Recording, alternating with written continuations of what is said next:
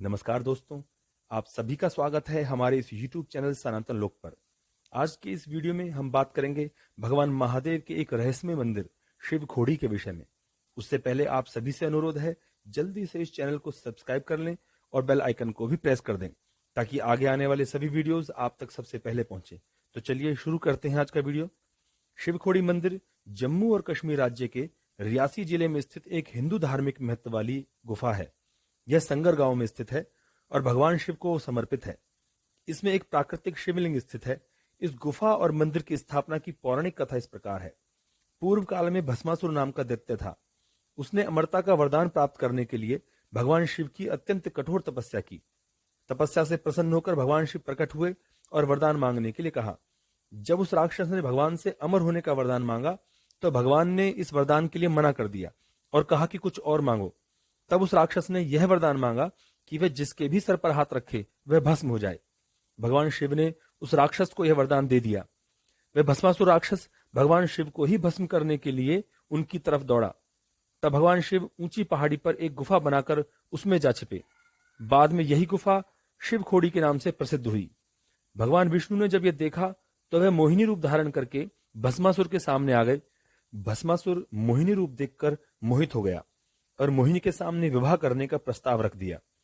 मोहिनी ने कहा कि मैं सिर्फ उससे विवाह करूंगी जो मेरी ही तरह नृत्य कला में निपुण होगा। भस्मासुर को नृत्य नहीं आता था तो उसने मोहिनी से नृत्य कला सिखाने के लिए कहा।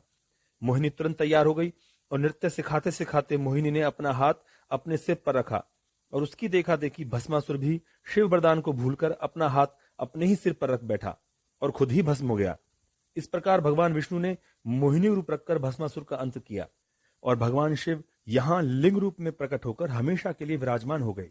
दोस्तों, यह थी शिव खोड़ी मंदिर निर्माण की पौराणिक कथा।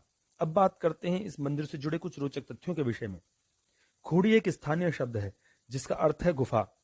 तो शिव खोड़ी का अर्थ हुआ शिव की गुफा, इसीलिए इसे शिव खोड़ी नाम दिया गया है। यहाँ पर स्वयंभू शिवलिंग है।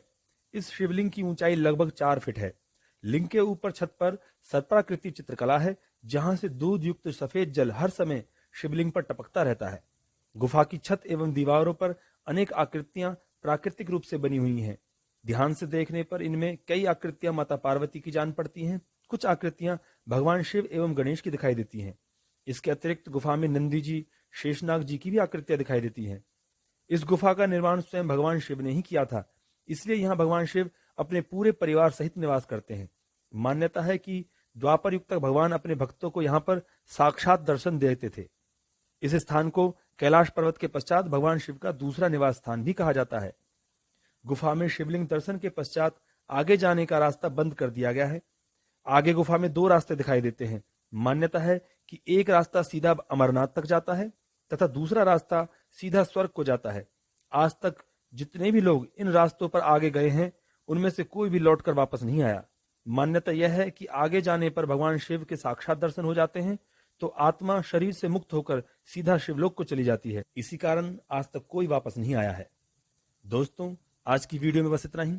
आशा करते हैं भगवान शिव के धाम शिव खोड़ी की सभी जानकारियां आपको पसंद आई होंगी।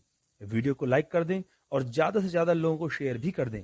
हम फिर मिलेंगे एक और प्राचीन और चमत्कारी मंदिर की स्थापना की कथा के साथ।